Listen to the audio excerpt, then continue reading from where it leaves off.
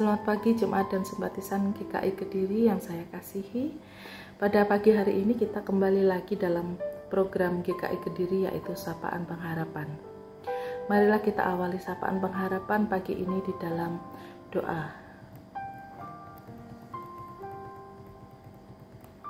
Bapa, kami bersyukur kalau Tuhan melindungi kami dalam istirahat kami semalam dan pagi yang baik ini Tuhan. Sebelum kami melakukan aktivitas kami hari ini, kami akan merenungkan sebagian dari firman-Mu. Kiranya Tuhan mampukan kami untuk bisa mengerti apa yang menjadi kehendak-Mu melalui firman-Mu. Di dalam nama Tuhan Yesus Kristus, kami berdoa. Amin. Pada pagi hari ini kita akan belajar bersama tentang sikap rendah hati.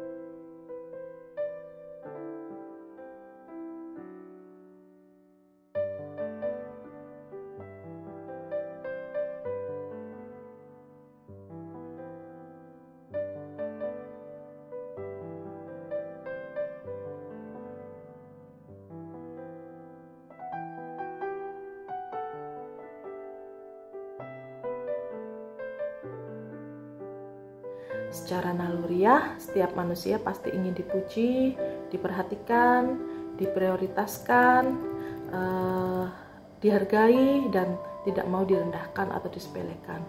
Karena itu manusia cenderung meninggikan diri dan sulit merendahkan hati. Padahal kita seharusnya menanamkan sikap rendah hati dalam kehidupan sehari-hari, sehingga kita bisa menyadari betapa tidak sempurnanya kita. Kerendahan hati adalah sikap di mana seseorang bisa memposisikan dirinya agar tidak merasa lebih daripada orang lain, entah lebih penting, lebih benar, lebih pandai, dan lain sebagainya.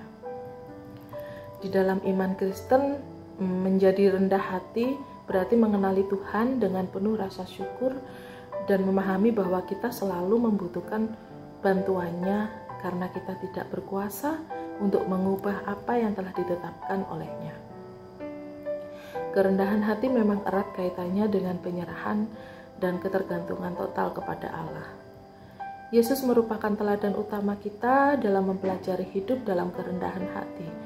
Selama hidupnya di dunia ini, Yesus selalu berjalan dalam kerendahan hati dan ketaatan kepada Bapa. Oleh karena itu, pelayanannya membawa pengaruh yang begitu besar dan tidak dapat tertandingi oleh siapapun manusia yang pernah hidup di dunia. Sejak manusia jatuh ke dalam dosa, maka dunia ini sudah dikuasai oleh kesombongan dan keangkuhan hidup. Yesus datang dengan bersenjatakan kerendahan hati untuk mengalahkan dan menaklukkan kesombongan tersebut. Kesombongan hanya dapat dikalahkan oleh kerendahan hati. Selain itu, walaupun Yesus merupakan anak raja dari segala raja, namun ia memilih untuk lahir di kandang yang hina.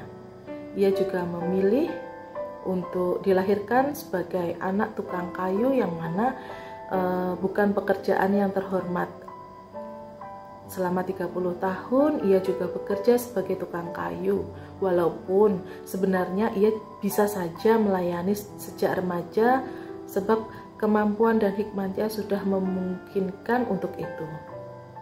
Namun dengan sabar, Yesus menunggu dalam kerendahan hati sampai waktunya telah tiba bagi dia untuk melayani sebagai anak Allah. Di dunia saat ini yang penuh kompetisi dan semakin materialistis, menjadi rendah hati memang menjadi tantangan tersendiri bagi anak Tuhan.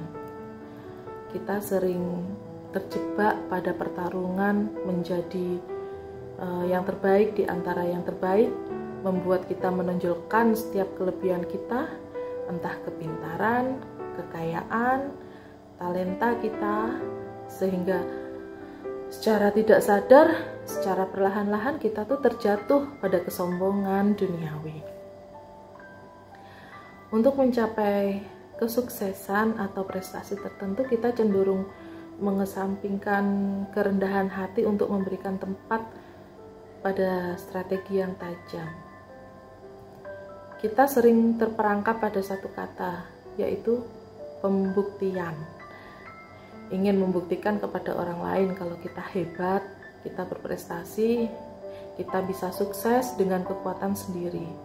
Dan sebenarnya sikap ini malah tidak memiliki arti sama sekali di hadapan Tuhan dan membuat nilai kehidupan kita tuh justru anjlok di hadapan Tuhan. Sebagai anak Tuhan tentu harus melakukan sikap yang sebaliknya, saling menolong, mau mengakui kesalahan dan meminta maaf, menerima saran dan kritikan, tidak pamer harta, merupakan beberapa contoh rendah hati dalam kehidupan.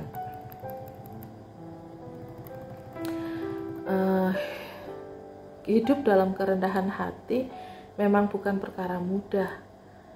Sebab itu kita perlu melatih diri ini untuk bersikap demikian di dalam relasi kita dengan sesama, khususnya di dalam komunitas kita.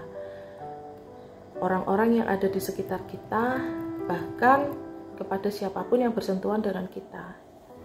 Cara hidup seperti yang Tuhan inginkan ini membawa kita pada sikap untuk mendahulukan segala sesuatu untuk kemuliaan Tuhan.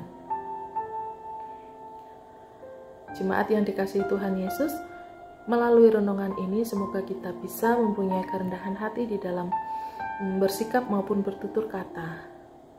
Dengan sikap rendah hati kita bisa berelasi dengan baik kepada sesama, dan yang terutama adalah sikap berserah kepada Tuhan sebagai bentuk kerendahan hati kita di hadapannya.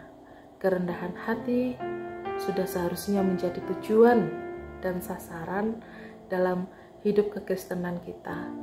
Sebab itulah kunci untuk menemukan kebahagiaan dan kedamaian sejati. Amin.